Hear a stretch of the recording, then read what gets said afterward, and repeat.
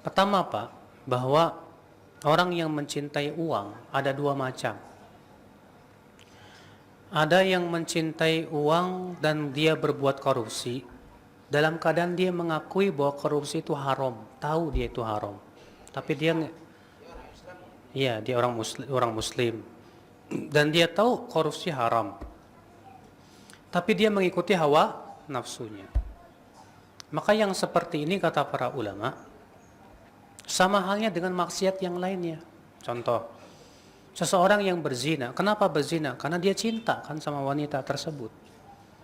Apakah kemudian karena cinta syahwat itu lalu ia berzina dikatakan syirik? Tidak bisa. Ada orang akal Islam azakumullah wa iyakum ya, melakukan makan riba. Riba haram. Kenapa kok dimakan juga udah tahu itu riba?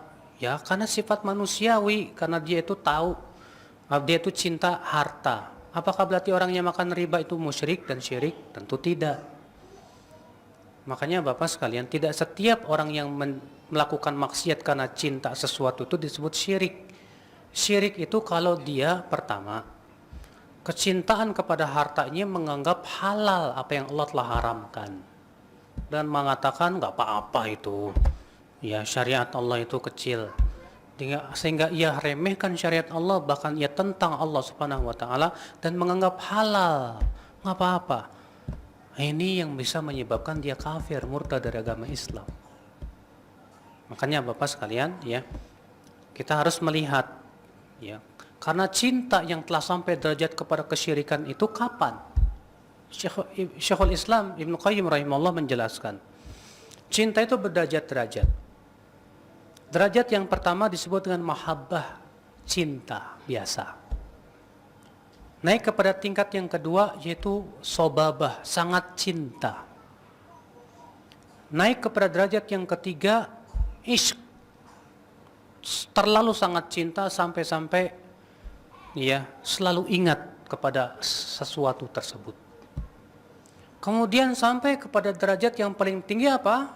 Itu tatayyum, cinta yang disertai dengan pengagungan dan ingkiat kepatuhan dan ketundukan. Maka apabila telah sampai kepada derajat ini, kata para ulama, berarti cintanya sudah sampai kepada derajat syirik.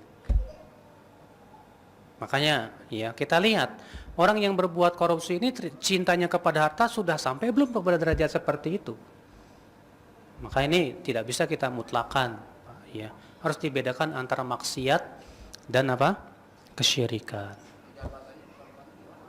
Demikian pula orang yang mencari jabatan terkadang Pak tidak peduli hal haram dan dia mencintai jabatan tersebut.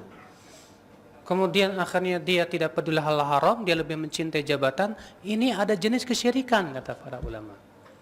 Tapi syirik kecil.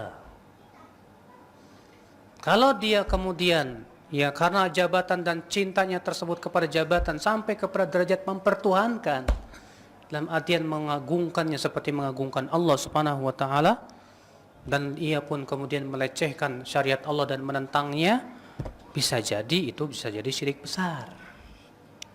Jadi ingat Pak, semua ada derajat-derajatnya, harus kita lihat dulu.